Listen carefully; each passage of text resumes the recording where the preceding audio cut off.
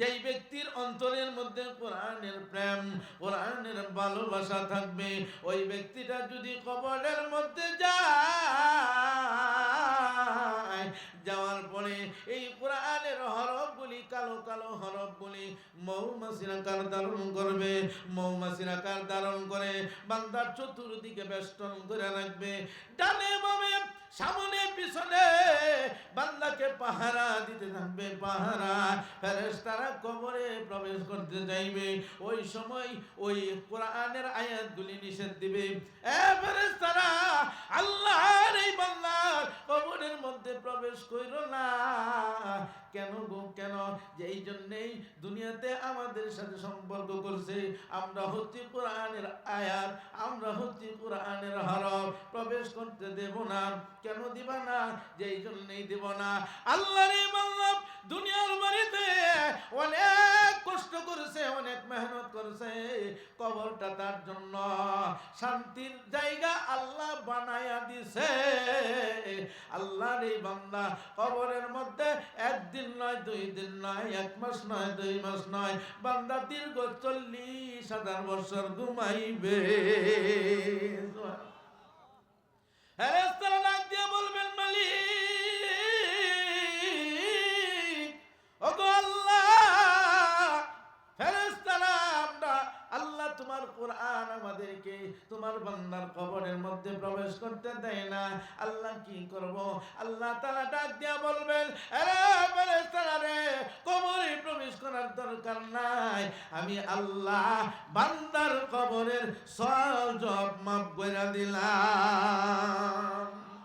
বাইরে আসি আমরা শুধু দুনিয়া নিয়ে আসি। আমার হযরত, আমার শায়েখ আগে বয়ান করেছেন, আমার ভাইরা, এই যে রমজান আসতেছে, রমজানের জন্য প্রস্তুতি নেন, রমজানের জন্য আপনি প্রস্তুতি গ্রহণ করেন।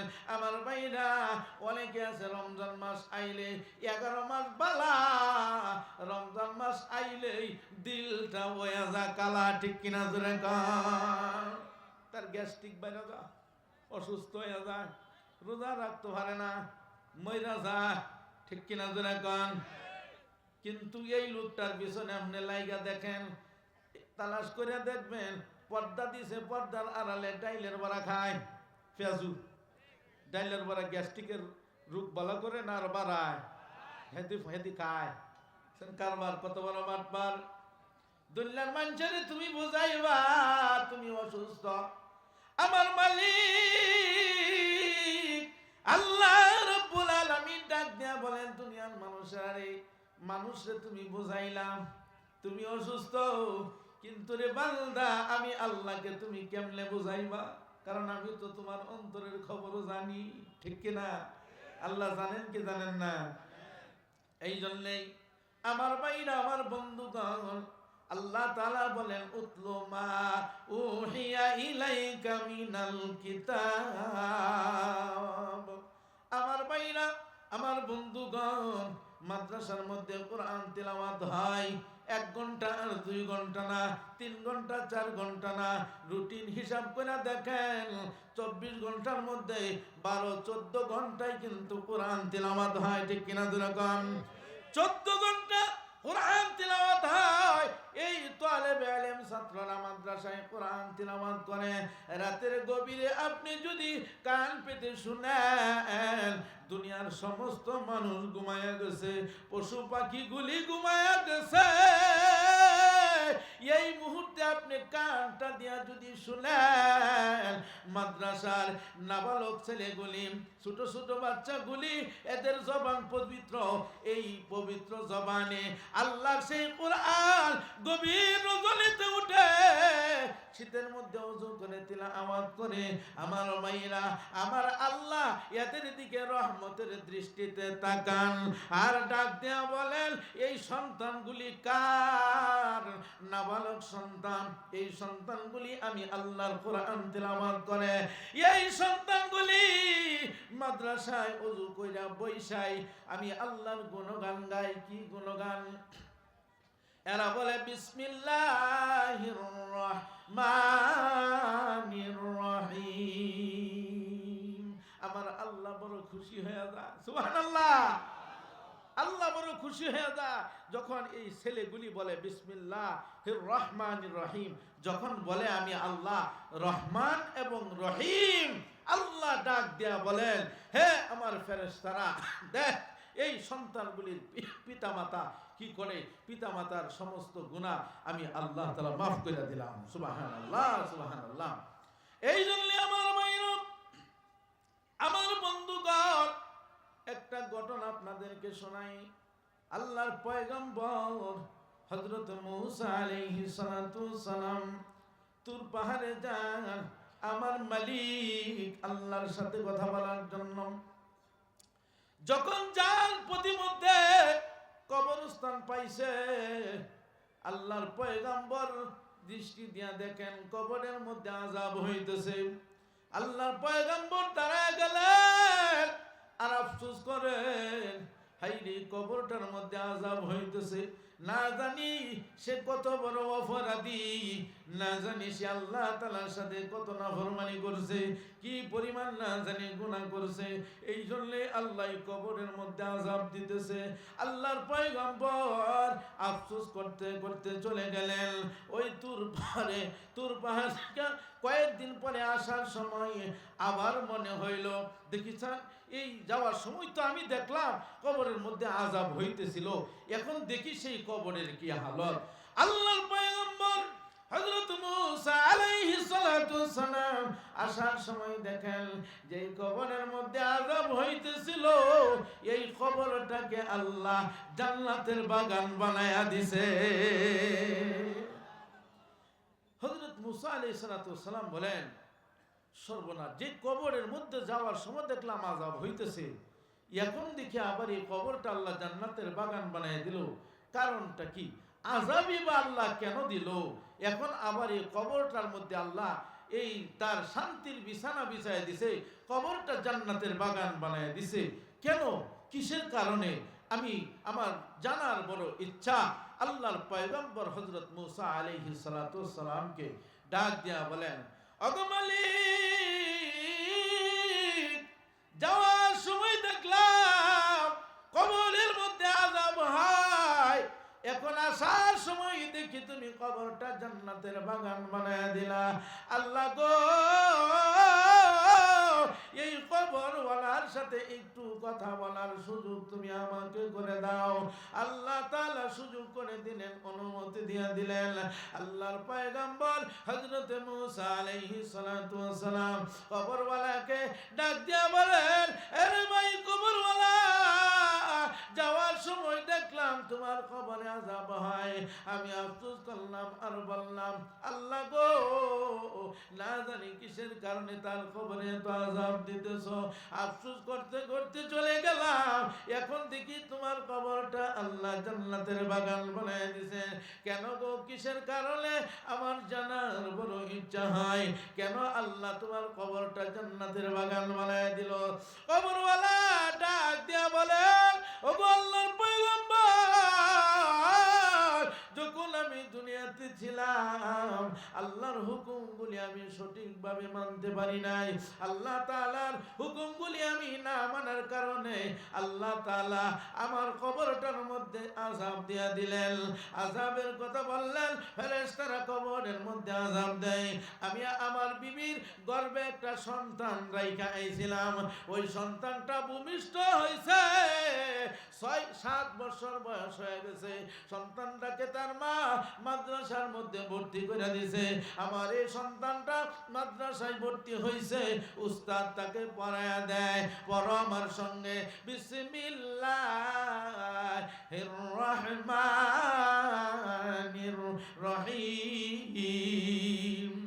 আমার এই সন্তান উস্তাদের সঙ্গে সঙ্গে সে উপরে বিসমিল্লাহির রহমানির রহিম, আল্লাহ তাআলার রহমতের দরজার মধ্যে জুস মারছে। আমার মালিক আল্লাহ ডাক দিয়া বলেন, ও ফেরেশতারা রে, আমার এই বান্দার কবরের আযাব বন্ধ করে দে। ওগো আল্লাহ, কেন গো বন্ধ করে দিব? এই জন্যই বন্ধ করে দে।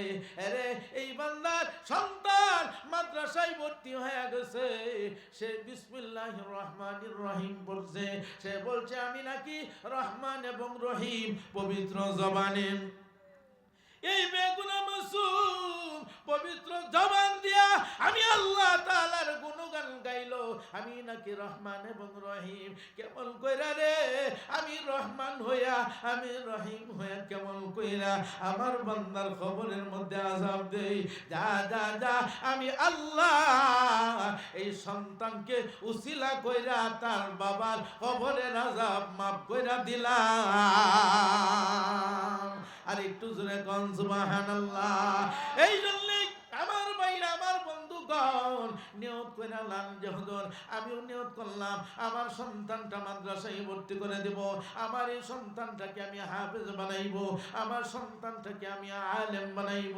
আরে ভাই শুধু নিয়ত করলেই হবে না নিজেও আমল করতে হবে ওগো মা ও বোনেরা এলাকার মা ও বোনেরা আমি আপনাদেরকে দৃষ্টি আকর্ষণ করে বলছি ও মা ও বোনেরা আপনাদেরও আমল করতে হবে মা গো যখন সন্তান আপনার গর্ভে আসবে আসার সঙ্গে সঙ্গে আপনি আল্লাহর দরবারে কান্না শুরু করে দিবেন তাহাজ্জুদ পড়বেন নামাজ আদায় করবেন জিকির আজকার করবেন কোরআন তেলাওয়াত করিয়া গভীর রজনীতে আমার মালিক আল্লাহ তাআলাকে ডাক দিয়া বলবেন আল্লাহ গো যে সন্তানটা তুমি আমার গর্ভে দিলা আল্লাহ এই সন্তানটা তুমি আমার নেক সন্তান দিয়া দিও আল্লাহ সহি সালেম অবস্থায় এই দুনিয়ার মুখ দেখাইও এরকম ভাবে যদি ও মা আপনি দোয়া করেন আল্লাহর দরবারে মা দোয়া কোনোদিন আল্লাহ তাআলা ব্যর্থ দেন না আল্লাহ তাআলা মা বাবার দোয়া কবুল করেন এই মা আপনি এই আমলগুলি করেন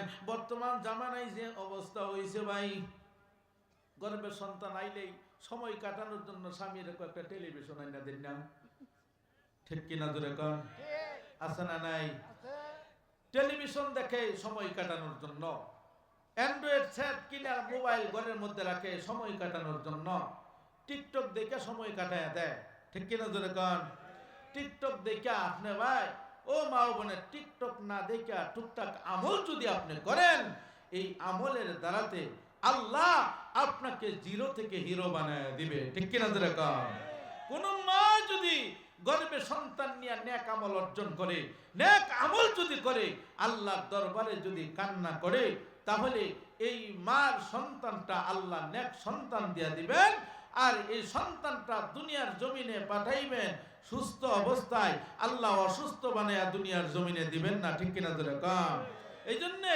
টিভি সিরিয়াল বাদ দেন টিভি সিরিয়াল বাদ দিয়ে কোরআন তেলাওয়াত করেন আগের জামানার মা ও বোনের আমার মা শাশিরা তারা কোরআন তেলাওয়াত করেছেন তার প্রত্যেকটা বৃদ্ধ লোক আগের মানুষ যারা আছেন এখনো যারা যারা আছেন দেখবেন তাদের আমল চোখের জ্যোতি এখনো কমে নাই কোরআন তেলাওয়াত দেখা করতে পারে 80 বছর বয়স হয়ে গেছে এখনো চশমা লাগে না চশমা ছাড়াই কোরআন তেলাওয়াত করতে পারে কেন চোখ দিয়ে বালা জিনিস দেখছে আল্লাহর কোরআন দেখছে আল্লাহর কোরআন তেলাওয়াত করেছে নেক আমল করেছে এই জন্যে আমার আল্লাহ তাদের চোখের জ্যোতি কমায় নাই তাদের চোখের জ্যোতি আমার আল্লাহ বাড়ায় দিয়েছেন ঠিক কিনা দরকার 30 বছর বয়স হইতে না 500 পাওয়ারি চশমা লাগে ঠিক কিনা ধরে গান ওই যে অ্যান্ড্রয়েড মোবাইল দেখতে দেখতে এক ধ্যানে ছায়া রয়েছে আর টেলিভিশনের দিকে তাকায়া থাকতে থাকতে চোখের জ্যোতি চলে গেছে ঠিক কিনা ধরে গান এই জন্যে চোখও একটা আল্লাহর নিয়ামত মিয়া চোখ কি আল্লাহর নিয়ামত আল্লাহ চোখ দিয়া স্বাধীনতা দিয়া দিছে বান্দা তোমাকে আমি আল্লাহ চোখ দিয়া স্বাধীনতা দিয়া দিলাম চাইলে তুমি এই চোখ দিয়া গুনাহ করতে পারো চাইলে তুমি এই চোখ দিয়া নেকের কাজ করতে পারো তুমি যদি গুনাহ করো বেগানা পুরুষ নারী দেখো বেগানা পুরুষ যদি তুমি দেখো আল্লাহ তাআলা উভয় নারী এবং পুরুষ সকলের বেলায় বলছেন চোখ দিয়া তুমি বেগানা কোনো কিছু যদি দেখো তাহলে জানিয়া রাখো তোমার এই চোখ দ্বারাতে গুনাহ হয়ে যাবে আর যদি ওগুলি এরিয়া তুমি যদি কোরআন তেলাওয়াত করতে পারো আমার আল্লাহ তাআলার জিকির আজকার যদি করতে পারো আমার আল্লাহ তাআলার সেই কোরআন দেখা যদি তুমি পড়তে পারো আমার আল্লাহ বলেন তোমার এই চোখের দ্বারাতেও নেকের কাজ হয়ে গেল ঠিক কিনা জোরে কও এই জন্য আমার ভাইরা আমার বন্ধুগণ